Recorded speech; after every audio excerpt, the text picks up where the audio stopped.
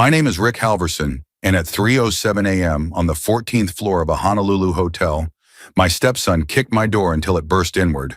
Then my wife stepped into the splinters and whispered like I was the problem. Just give him what he wants. For a second, I couldn't move. Not because I was scared of Evan Mercer was 28 and loud, not tough, but because the sound of that door breaking did something inside me. It wasn't just wood. It was a line, a boundary, one I'd spent years trying to keep straight in a marriage that always wanted to bend. The hallway outside was dead quiet in that special hotel way, carpeted silence, soft air conditioning, the distant hum of an elevator somewhere. Then Evan filled it with his drunk breath and rage. I want that room. Now he shouted like he owned the whole floor. He wore board shorts and a cheap black tank top, the kind you buy at a tourist shop. His eyes were red. His hair stuck up like he'd been sleeping, but I knew he hadn't. I could smell the bar on him, beer something sugary and that sharp bite of tequila. The kind of smell that crawls into your nose and tells you trouble is already here. Linda stood behind him barefoot in a robe, her hair pulled into a messy knot. Her face was pinched, tired, annoyed. Annoyed at me, not him. Rick, she said, using that tone she saved for when she wanted something from me, without looking like she wanted it. Don't make this worse. Just switch rooms. He's upset. Upset. Like a grown man kicking down a door at 3 a.m. was a mood swing. I stared at her, and she didn't meet my eyes. She stared at the broken latch like she was already deciding how to explain it to the front desk. Evan pointed past me into my room at the king bed by the window. The curtains were half open. Outside, Honolulu glowed streetlights, moving dots of cars, the black line of the ocean in the distance. It was supposed to be romantic. It looked like a postcard. In that moment, it looked like a stage set for a humiliation. That one, Evan said. That's the room I'm taking. This is our room, I said, and my voice sounded strange to me too. Calm, too flat, like I was listening to myself from across the room. Evan's mouth twisted. Not anymore. Linda finally looked at me and her eyes had that familiar mix of pressure and pity. The look that said, be the bigger man. Be the adult. Pay the price so we can all go back to pretending. Rick, she said again, softer, almost pleading. You know he's been having a hard time. Don't be selfish over a bed. Selfish. That word landed like a slap because it wasn't about a bed. It was about everything I'd been swallowing for years. The tickets, the rent Evan couldn't cover, the temporary loans that never came back. The way Linda could always find a reason Evan's behavior wasn't really his fault, and somehow I was always the one expected to absorb it. I didn't answer. I just stood there in my t-shirt and pajama shorts with the cool air hitting my legs, feeling the floor steady under my feet, while everything else shifted. Behind Evan, someone opened a door down the hall. A man's head popped out, eyes narrowed, then disappeared again. I heard a latch click. Nobody wanted to be involved. I looked at the broken door frame. The wood was split clean where the latch had been. A sliver of oak dangled like a loose tooth. The hinge creaked under the pressure of the door hanging wrong. And without meaning to, my brain did what it always did. It started sorting the scene like a file. Damage, liability, a forced entry, not a simple noise complaint. If security got called, they'd write an incident report. They'd note who was registered to the room. They'd check cameras. They always check cameras. I'd spent 30 years reading the fine print of accidents people swore weren't their fault. I'd audited claims from hurricanes and kitchen fires and slip and falls in grocery store aisles. People could cry and yell all they wanted. The paperwork didn't care. I walked to the dresser, opened the top drawer, and pulled out my little black notebook. It wasn't big. It fit in my jacket pocket. I'd carried something like it since the 80s, back when my first boss taught me the value of writing things down the moment they happened. I clicked my Parker pen, an old silver one my father gave me when I got promoted, and wrote, 3:07 a.m. Evan kicked door in. Demanded room. Linda present. Evan blinked at me. What are you doing? Remembering, I said. Linda's brows pulled together. Rick, don't do that. Come on. She always hated when I got quiet like that, when I got procedural. She liked emotions she could steer. My silence was a wall she couldn't climb. Evan stepped forward, chest puffed out. Move, I'm taking it. I looked at him for a long second. I thought about grabbing him by the collar and shoving him back into the hallway.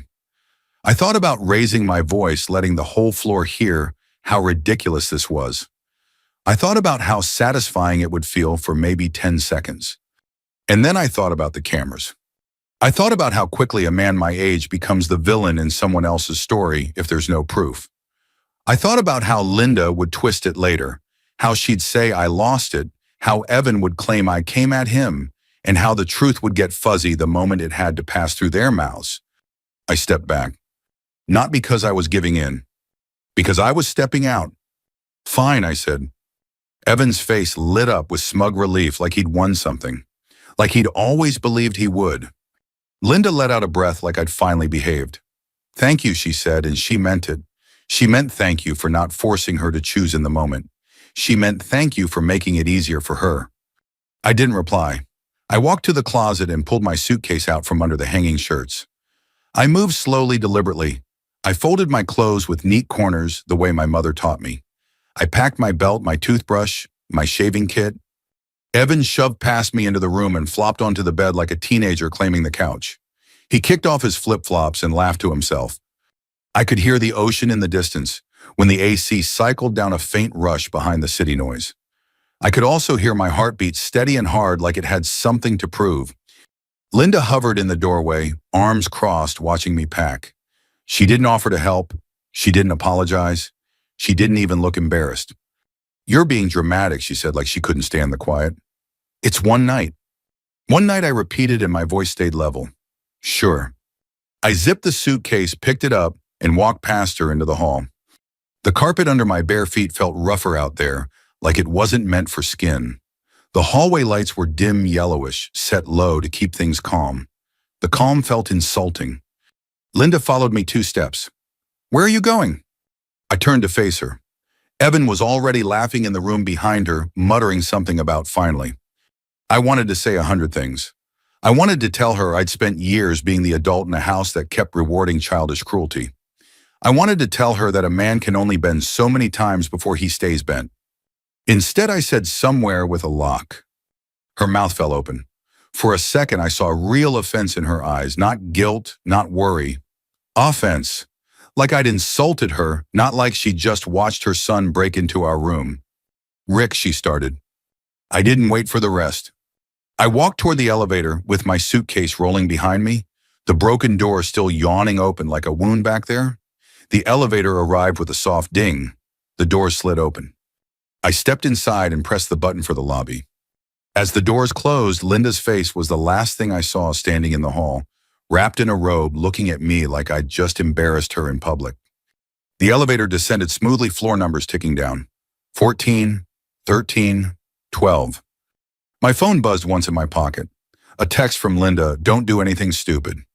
I stared at those words. I hadn't even done anything yet. But I knew in that quiet drop toward the lobby that I was done paying for other people's peace. And I also knew something else, something colder and clearer than anger. When you kick down a door, you don't get to decide what happens next. The lobby was almost empty when I rolled my suitcase across the marble floor. It was that strange hour hotels live in between, too late for night, too early for morning. The chandeliers were dimmed. A single couple dozed on a sofa near the elevators, their sandals kicked off, heads tilted together. Somewhere behind the desk, a printer hummed and stopped. The night clerk looked up when he heard the wheels. He was young, mid-20s maybe, with a neatly pressed uniform and eyes that had already seen too many versions of the same story.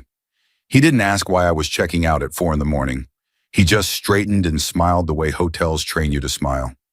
"Good morning, sir." I stopped at the desk and set my suitcase upright.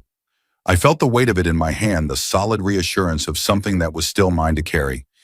"I need to make a change to my account," I said. "Yes, sir." "I need to split the folio," I said slowly and clearly. "Effective immediately." He blinked once. Not confused, just recalibrating. "Certainly," he said. "May I have your room number?" 1402, I said, but starting now that room is no longer tied to my card. His fingers paused over the keyboard. "Sir, are you checking out?" "Yes." "And the remaining guests?" "They'll handle their own charges." He nodded, professional. "One moment." I watched his screen from a distance. You learn in my line of work how to watch without staring. I saw the cursor move, fields populate. Names, dates, authorization codes. The quiet machinery of accountability coming online. May I confirm, he said, glancing up, that all future incidentals for room 1402 should be removed from your authorization. That's correct. And damages. That's also correct. He hesitated just for a fraction of a second. Sir, there was a... I'm aware, I said. That's why I'm here. He nodded again. Understood. He typed for another minute, then slid a paper across the desk. Please review and sign. I read it carefully. Timestamp. Authorization removed. Responsibility transferred. Clean. Proper. I signed. As I handed the paper back, I felt something loosen in my chest. Not relief exactly. More like alignment, like a joint slipping back where it belonged. Thank you, the clerk said. If you need assistance with transportation to the airport, I'll handle it. I stepped outside into the warm night air. Hawaii smelled different at that hour, salt flowers, a hint of garbage from somewhere unseen. The valet stand was empty, but an Uber pulled up within minutes. I loaded my suitcase and slid into the back seat. As we pulled away, I looked up at the hotel. 14 floors of light and glass.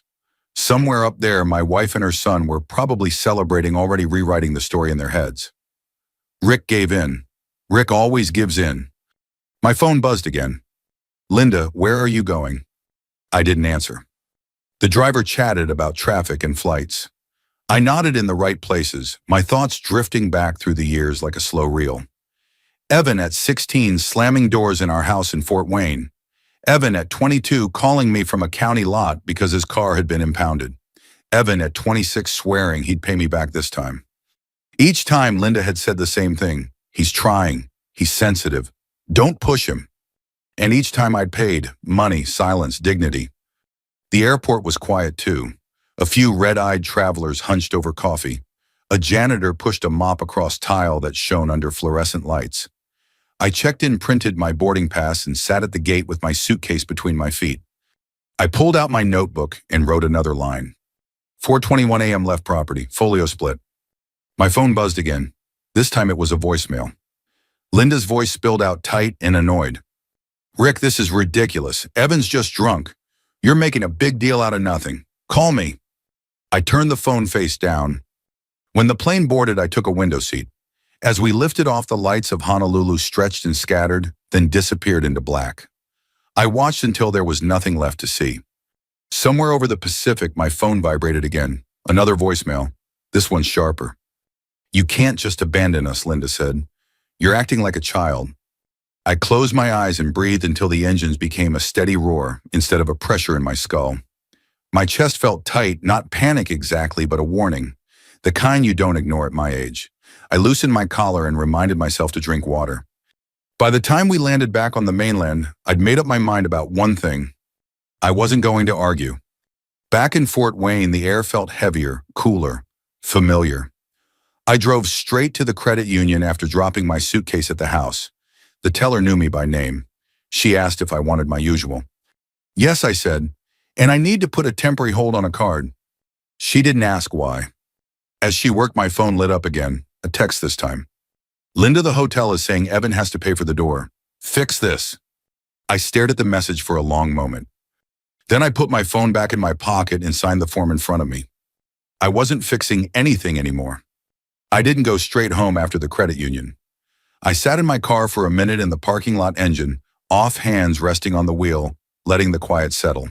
Fort Wayne was waking up around me, delivery trucks backing up with their warning beeps, a woman unlocking the door to the bakery across the street, steam fogging the windows.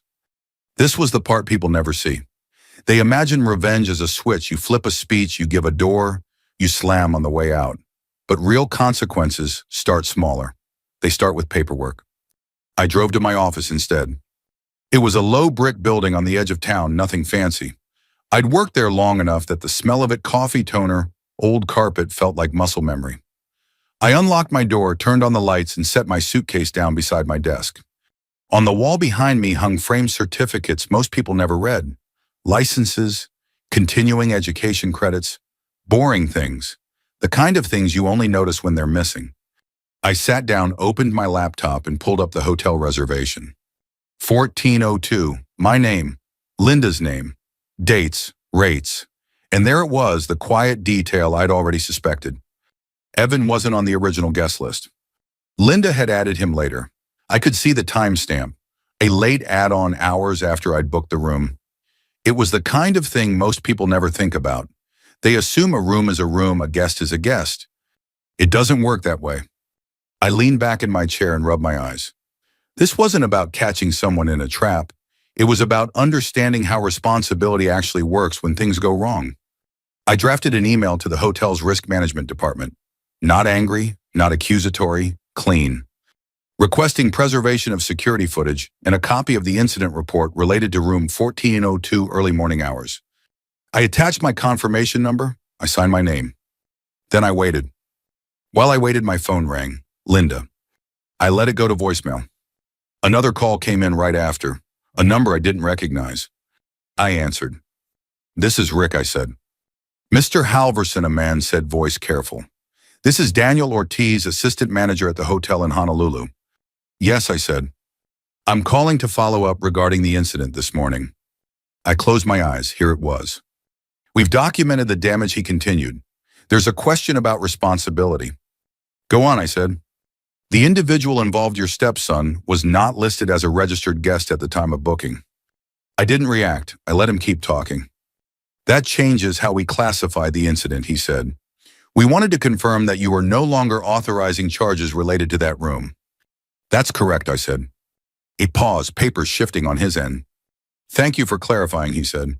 "We'll proceed accordingly." "Send me the report when it's finalized," I said. "Yes, sir." When the call ended, I sat there staring at my desk. The grain in the wood looked darker than usual.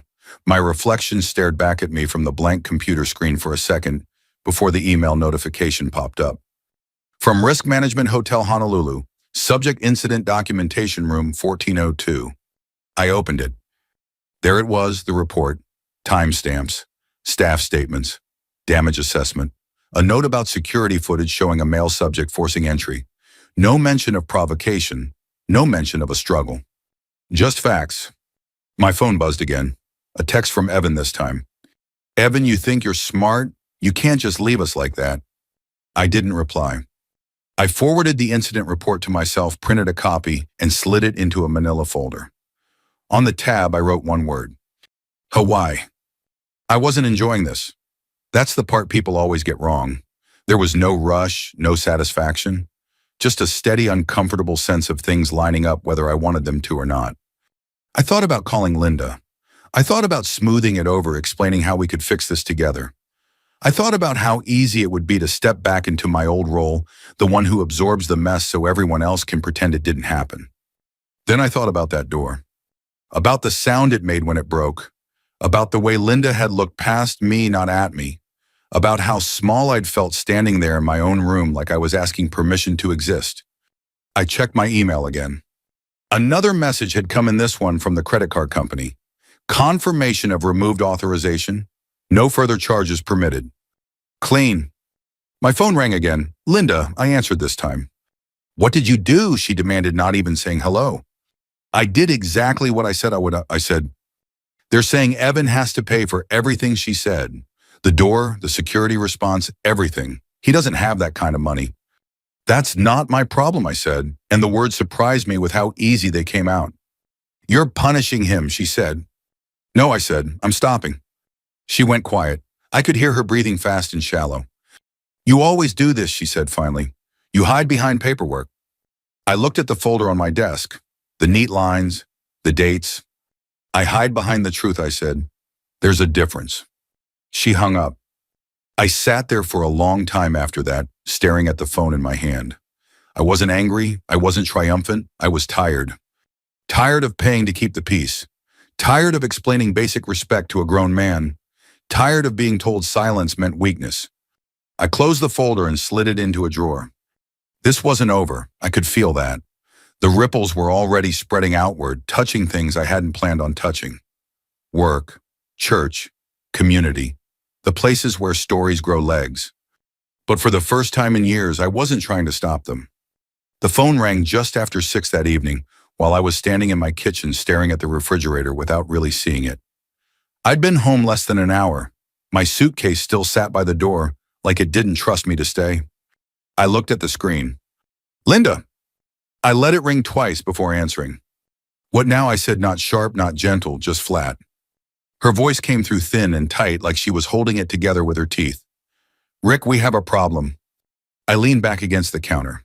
We've had a problem for a long time. This is different, she said quickly. Evan's freaking out. The hotel says... I know what the hotel says. There was a pause. I could picture her standing in that room in Hawaii, pacing on tile, one hand on her hip, the other clutching her phone like it might rescue her. They're treating it like vandalism, she said. Not a guest incident. They're saying his name wasn't on the original booking. That's because it wasn't, I said. You knew. Her voice jumped. You knew that would happen. I knew how it would be classified, I said. I didn't decide it. She exhaled hard. Rick, he was drunk. He didn't mean to. He kicked a door in at 3 a.m, I said. That's not a misunderstanding. Before she could answer, another voice cut in closer to the phone, louder. Put me on, Evan said. There was a scuffle, the muffled sound of Linda protesting, and then Evan's breathing filled my ear. Fast, angry, too close. You think you're real clever, he said. Running away, locking accounts. You can't do this to me. I didn't do anything to you, I said. You left us, he snapped. You humiliated us. I waited. Silence is a tool if you know how to use it. You owe me, he continued, his voice rising. You've always owed me. You married my mom. You signed up for this. I looked at the wall clock above the stove. The second hand moved in steady, patient clicks. Evan, I said, finally, do you know what the cameras show? He laughed, sharp and brittle. What cameras? I told them. What happened? Yes, I said. You told them. The laughter stopped. They show you alone in the hallway, I continued. They show you kicking the door. They show no one touching you. Another pause, longer this time. That's not, he started. And the incident report notes you weren't a registered guest, I said, which changes how responsibility works. You're threatening me, he said. No, I said, I'm informing you. Linda's voice broke back in. Rick, please. He didn't understand what he was doing. Can you help us straighten this out? That word again, help. I closed my eyes and felt the weight of the day settle into my shoulders. I thought about the emails I'd already sent, the forms I'd signed, the way the machine was moving now, without my hands on it. There's something else, I said. Linda went quiet. I've seen this pattern before, I continued. Someone drinks, something breaks. Then there's a story about being pushed or attacked or losing something valuable. A claim follows. Paperwork gets messy. Evan exploded. You accusing me of fraud? I'm saying I won't be part of anything that looks like it, I said. Not with my name on the booking, not with my career. Linda sucked in a breath. Rick, what are you talking about? I'm talking about protecting myself, I said, because I won't lie for this. Evan swore. I heard something slam, maybe a chair, maybe a door. Linda started crying, the sound sharp and sudden. You're tearing this family apart, she said through it.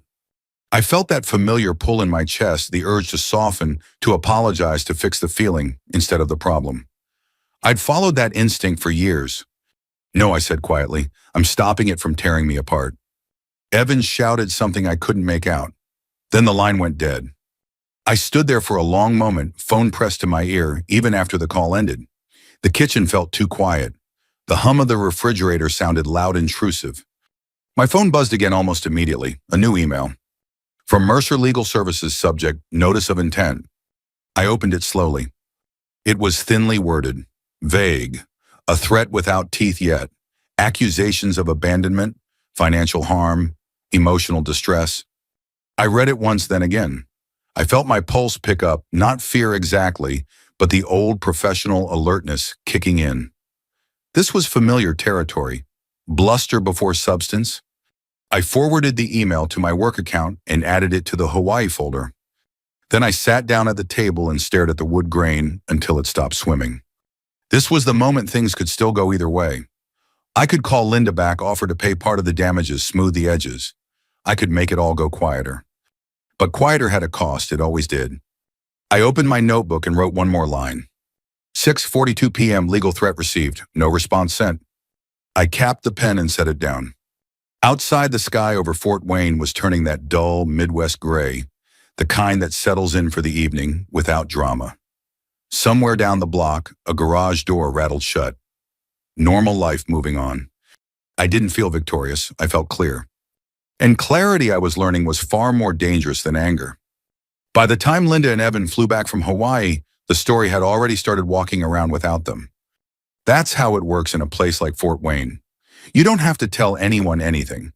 You just stop correcting them, and the truth finds its own shoes. I found out the morning after they landed when I went to Meijer for groceries. I was standing in the coffee aisle staring at a wall of brands that all promised the same thing when I heard my name. Rickety Sorn. I turned. It was Paul Hendricks from church. Late 60s, retired machinist. We'd sat 3 pews apart for years without ever saying much more than hello. Morning, I said. He nodded, eyes soft but curious. Linda back. Yes, I said. Late last night. He hesitated. That pause told me everything. Rough trip, he asked. I reached into my jacket pocket, pulled out the folded incident report, and handed it to him. I didn't explain. I didn't add context. I just let the paper speak. He read it slowly, his jaw tightened, not in anger but recognition. Huh, he said finally. Well, that's something. He handed it back. Sorry you had to deal with that. Thank you, I said. That was it. No gossip, no judgment, just acknowledgement. By noon, I got a text from a number I hadn't seen in years. You did the right thing. Marcy L. VFW Auxiliary. By evening, Linda came home. She dropped her suitcase in the hallway and stood there like she didn't recognize the place. The house was clean, quiet, exactly how I'd left it. We need to talk, she said. We can, I said, after dinner. She scoffed. You're acting like this is normal. I looked at her. Really looked at her. She looked tired, worn down, older than she had in Hawaii. This is normal, I said. What happened there wasn't. She followed me into the living room, arms crossed tight across her chest. Do you know what people are saying, she asked. I know what the paper says, I replied. That's enough. You embarrassed us, she said. The church board called. They asked about the travel fund. That was new. I felt a small, cold click in my chest. What travel fund, I asked. She didn't answer right away. Her eyes flicked toward the window. The one for the youth retreat, she said finally. Some of the money was used for the Hawaii trip. Temporarily. Evan was supposed to pay it back. I sat down slowly. How much, I asked. She shook her head. Rick, don't do this. How much, I repeated. 4,000, she whispered. I exhaled through my nose, not loud, just steady. And whose name was on that account, I asked. She didn't have to say it. Mine. I stood up, walked to the desk, and opened the Hawaii folder. I pulled out the incident report and laid it on the table between us. I'm not covering this, I said. Her face crumpled. You're leaving me to deal with all of it? No, I said. I'm letting you deal with it. She cried then. Loud, shaking sobs that used to undo me. Not this time. That night I slept in the guest room. The bed was smaller. The pillow smelled faintly of laundry soap and dust. I slept anyway. The next day the consequences spread wider. Evan's employer called Linda about his behavior during company leave. A rumor surfaced at the diner about a vacation incident. The church scheduled an emergency meeting about the fund. I didn't attend. Instead, I sat at my desk and waited. On Thursday afternoon, I got an email from the mediation center downtown. Mandatory attendance requested. Linda had initiated it. I printed the email and slid it into the folder. That evening, a knock came at the door. It was Tom Willis, my neighbor from 2 houses down. He held a 6-pack of root beer. Figured you might need company, he said. We sat on the porch as the sun went down, not talking much, just watching the streetlights come on. You okay? He asked eventually. I am, I said, for the first time in a while. He nodded. Sometimes stopping is the hardest thing. I looked at the front door, solid, locked. I thought about the one in Hawaii, how easy it had been to break. I knew the next step would be public. I knew it would hurt. But I also knew something else. I wasn't alone anymore. The mediation room smelled like burnt coffee and old carpet, the kind of place designed to make people talk without feeling important. It sat on the 2nd floor of a brick building downtown across from the courthouse, with a flag in the corner that had clearly seen better decades. I arrived 10 minutes early. That wasn't strategy, that was habit. I sat at the long table and set my folder down in front of me, square with the edge. My notebook went to the right. The Parker pen rested on top. Everything lined up the way it was supposed to. When your life starts feeling crooked, straight lines help. Linda came in first. She looked like she'd dressed for a job interview, navy blazer, low heels, hair pulled back tight. Her eyes flicked to the folder, then away. Evan followed her in late shoulders, hunched forward like he was already bracing for a fight. He wore a wrinkled button-down and scuffed sneakers. He didn't look at me. He dropped into a chair and crossed his arms. The mediator introduced herself, explained the ground rules, asked everyone to be respectful. I listened. Evan didn't. So let's just say it, Evan snapped before she'd finished. He left us. He locked us out of money. He humiliated us in Hawaii and back home. That's what this is about. The mediator turned to me. Mr. Halverson. I didn't answer right away. I opened my folder. Inside were copies, incident report, time-stamped folio change, email confirmations, and the printed statement from the hotel manager. I laid them out one by one, slow and visible. I'm not here to argue, I said. I'm here to clarify what happened. Evan laughed, sharp and ugly. You think waving papers around makes you right? I looked at him. Really looked. He was sweating already, jaw working like he wanted to bite through the moment. Let's start with the timeline, I said. I slid the first page forward. 3:07 a.m., I continued. Security footage shows Evan in the hallway outside room 1402. He kicks the door. The door breaks inward. No one else touches it. Evan shifted in his chair. That's not how... I'm not finished, I said calmly. The mediator raised a hand toward Evan. He scoffed but leaned back. 3:09, I went on. Front desk receives a noise complaint from another guest. 3:13, security arrives. 3:15, damage is documented. I paused. 3:17, I said. I exit the room with my suitcase. Linda stared at the table. I slid the next page forward. This is the guest registration, I said. My name, Linda's name, original booking time. Evan's name is not here. That doesn't mean anything, Evan snapped. It means everything, I said. I turned to the mediator. Responsibility follows registration. He wasn't a registered guest at the time of entry. I slid the next document forward. This is the incident report. It classifies the damage as vandalism by an unregistered individual. Not a guest accident. That's not my wording. Evan stood up so fast his chair scraped loudly across the floor. You're doing this on purpose, he shouted. You planned this. You wanted me to get screwed. The mediator stood. Sir, please sit down. You ruined my life, Evan yelled, pointing at me. You could have paid. You always paid. The room went quiet. That sentence hung in the air, heavier than anything else he'd said. I looked at him, then back at the papers. No, I said, I didn't ruin your life. I closed the folder and folded my hands on top of it. I stopped paying for your mistakes. Evan opened his mouth, then closed it. His face flushed red. There's a difference, I added. I didn't raise my voice. I didn't lean forward. I let the words land and sit. For a few seconds, nobody spoke. The mediator cleared her throat. Mr. Mercer, there's also a statement from the hotel staff regarding your account of events. She picked up a printed page from her own stack and read aloud. The guest attempted to reframe the incident as a physical altercation. Review of footage did not support this claim. Evan laughed too loud. They're lying. The mediator continued.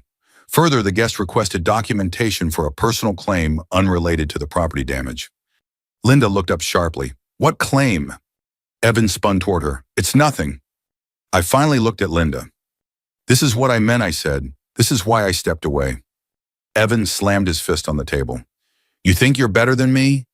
You think you're some hero because you write things down? No, I said. I think you've never had to live with the consequences of what you do. That's not true, he shouted. Then sit down and listen, the mediator said firmly. Evan dropped back into his chair, breathing hard. I opened my notebook and read the last line I'd written. 6:42 p.m., I said. Legal threat received. No response sent.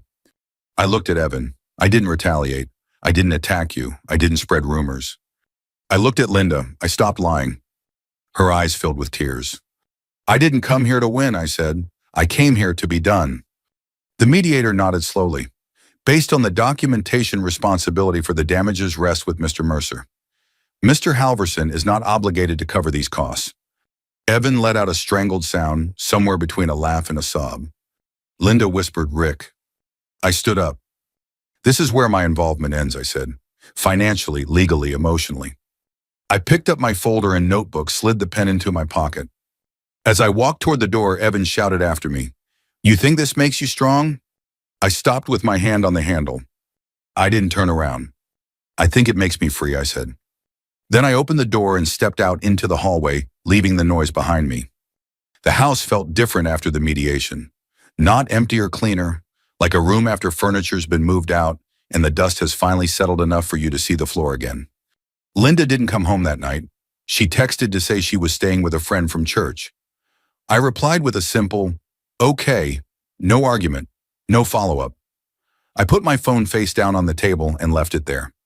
In the days that followed, I did what I'd always done best. I made lists, accounts to separate, authorizations to close, automatic payments to cancel. I didn't rush it. I didn't drag it out. I treated my marriage the way I treated a complicated audit, methodical, respectful, and honest about what was no longer viable. When Linda and I finally sat down to talk, it wasn't dramatic. No shouting, no accusations. Just two people realizing the same truth from different ends of the table. "I don't know who you are anymore," she said quietly. I nodded. "I do." That was the moment we both understood there was no fixing this. You can repair a door. You can't repair a boundary once it's been crossed and denied. The divorce was clean. No court theatrics, no revenge spending, just signatures, dates, and a final transfer that felt more like relief than loss. Evan never spoke to me again. I didn't reach out. A few weeks later, I sat down with my retirement planner. Same guy I'd been seeing for years. Same office, same frame photos of his kids on the desk. "You know," he said, tapping his calculator with these changes, "you could step back earlier than we planned." "How much earlier?" I asked. He smiled. 4, maybe 5 years. I thought about that for a long moment. 5 years of mornings without tension. 5 years without waiting for the next crisis. 5 years bought not with overtime or luck, but with the simple decision to stop paying for chaos. On a quiet Sunday morning, I sat in my living room with a cup of black coffee. The good kind I'd always told myself was too expensive. The house was silent except for the soft tick of the wall clock. Outside, Fort Wayne moved at its usual pace. Lawns getting mowed, a dog barking 2 houses down, a delivery truck idling at the corner. I looked at my front door. Solid, undamaged, locked the way a door is supposed to be. For years, I'd confused peace with endurance. I thought being a good man meant absorbing whatever came my way and smiling through it. I was wrong. Peace has a cost, so does silence. The difference is who pays it. If this story struck a nerve, if you've ever been told to just let it go while someone keeps kicking at your boundaries, I hope you remember this: you're allowed to stop. You're allowed to close the door. And you don't owe anyone an explanation for choosing your own dignity. If you believe more people need to hear that, share this story with someone who might be carrying too much in silence. And if you want to hear more stories like this, stories about quiet strength, hard choices, and the long road back to self-respect, consider subscribing and staying a while. Sometimes the bravest thing a man can do isn't fighting back. It's stepping away and not paying anymore.